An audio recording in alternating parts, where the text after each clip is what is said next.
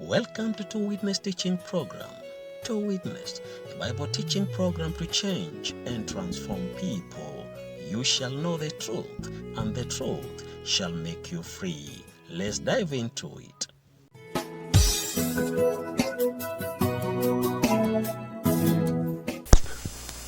Personal and stirring prayer. We thank all of you for coming out tonight. Good to see some visitors. Good to see some that have been gone and are back.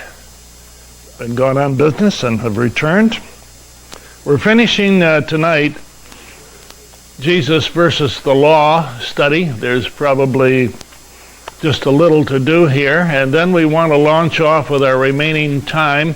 We're closing out the videotape on the work of the cross, tape number 4, and I think we have over 2 hours left, but we want to get into God's top 10 principles.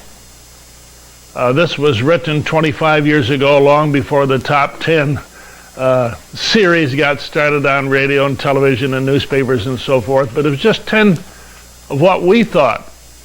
It isn't something that God said, here are my top 10. It's just what we thought would be the top 10 principles that, ending the work of the cross, having to do with Jesus Christ, that we should be aware of these 10 very important things. Not that there couldn't be more, and there isn't more, but we kind of put it into a top 10 to look at it in that perspective.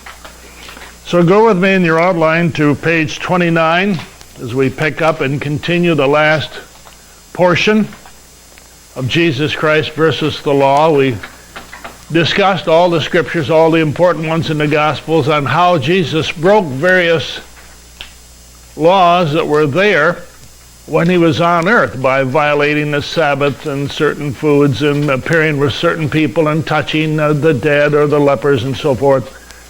And how what he broke was not intentionally nor with any malice or hatred, but the spirit of the law constrained him to step in and help people in these ways, spiritually, physically, or materially. And in doing so, he would seemingly break one of the laws, but he never did it intentionally, never did it to show off or to demonstrate power or authority. It was always to help somebody out. And we're faced with that today, and that's why we want to get in here, the spirit of the law, and now the toleration principle. In our world, we cannot consistently live by the whole law, man's or God, as we will be forced to choose between two laws. It would be necessary to break a lesser law to prevent breaking a greater law, or to prevent a greater evil from happening. Acting within the spirit of the law, we've underlined this, acting within the spirit of the law is living according to the spirit and the attitude behind the law, rather than living under the bondage to the law itself, which we call the letter of the law. Well, you've broken the letter of the law. Well, the letter of the law says this. We don't want to be under that bondage.